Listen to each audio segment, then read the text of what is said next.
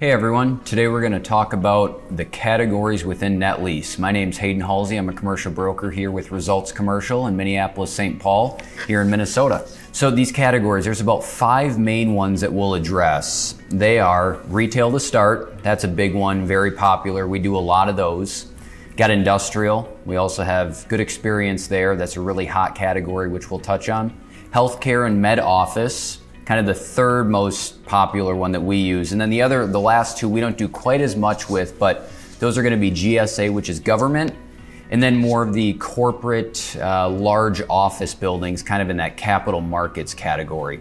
Now just note in this video that we'll talk a little bit about each one of them. However, there is a big difference between single tenant and multi-tenant. So like retail, if you got a strip center, multi-tenant. Single tenant would be a single Starbucks.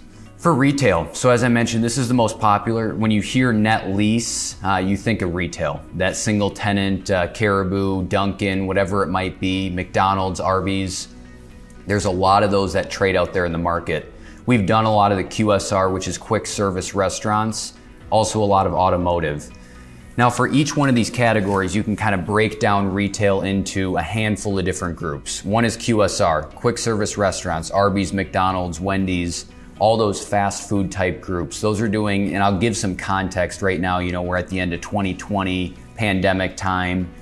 Different categories do differently, perform better at different times a year. Right now, QSR is doing very well. Drive-through specifically, people are going through. It makes it really easy for that consumer. Automotive is actually doing, quite well right now at this time. It's a little bit surprising to me, but it is. People are, with this downtime, they're actually taking care of some cars. They're not commuting quite as much to work, but they're actually doing some work with their cars. The third category would be pharmacy. So this would be, of course, your Walgreens, your CVS, your Rite Aid. Overall, those are doing pretty well with everything going on with the world. November 2020 for context. There are disruptors, of course, in this category. Amazon, coming into the space with different pharmaceuticals. That doesn't help CVS or Walgreens. There was just a big drop the other day of about, 5 to 10%, depending on which group you're looking at. Number 4, casual sit-down dining. Now this one, at this time of year, is not doing well. It's been fading a little bit, but that would be like an Applebee's, for example, that's been struggling. So those caps you're gonna see are gonna be a lot higher. Banks, those are okay. Those have actually gone up. Cap rates have gone up there. They're stable, they're safe. Banks, of course, the trend there is, do banks really need to have a brick and mortar location, or is it all online banking? Big box. Now this is an interesting one depending on when it is. Now, of course, your big box retailers with, clothing or whatnot, those have been shutting down. That's what you hear about with retail suffering. Now retail is such a big category that you can't make the generalization that it's suffering. So then you can break it down further. The groups that are doing really well are home improvement stores, grocery stores, sporting goods stores, and that has to do with a lot of, our current times, pandemic times.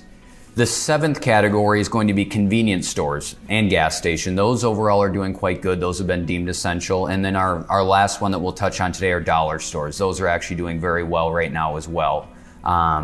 People buying, cheap stuff for, stocking up pandemic-wise. Overall doing quite well. The one thing about dollar stores is a lot of those stores are in, rural markets, meaning that they do feed off of that small town. However, the biggest downside there is what happens if you have to re-tenant that building. That's going to be a little bit tough.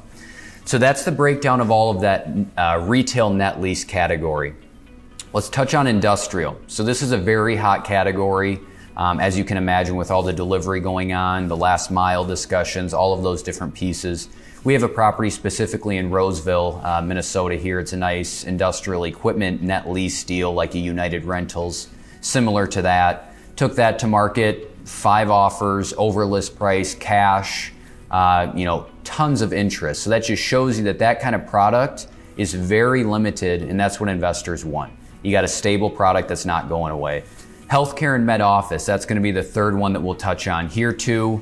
This has been an interesting one because with COVID pandemic times, you would think, well, medical should be doing well. It's really weird though, because there's different groups that are being laid off, where things are being cut down, whether it's elective surgeries, how is COVID impacting all of this? So one example would be we just sold a Mayo Clinic in New Prague, Minnesota. Really short lease term, only a couple years left. more of a rural market in New Prague. Because of that short lease term and where it was located, there's a little bit less demand. However, they started to add a COVID wing, which automatically spiked investor demand, and that created a better product category. Now, if you take that across the board and you say, how are, eye clinics doing, or surgery centers, or some of those, overall, I would say, they're always going to be good investments. There's just some volatility right now. So that right there is just kind of a quick rundown of the different categories. We have multiple net lease videos out, and we'll be coming out with more. Another interesting one to check out would be a cap rate video, because that'll address what a cap rate might look like for these different categories. So thanks for joining us. Take a look at our YouTube channel, subscribe, and thanks for watching.